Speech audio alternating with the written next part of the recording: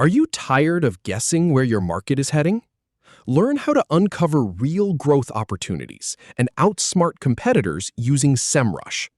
In this tutorial, I'll walk you through 8 simple steps to analyze market growth and competitive dynamics using Semrush's AI visibility and market overview tools.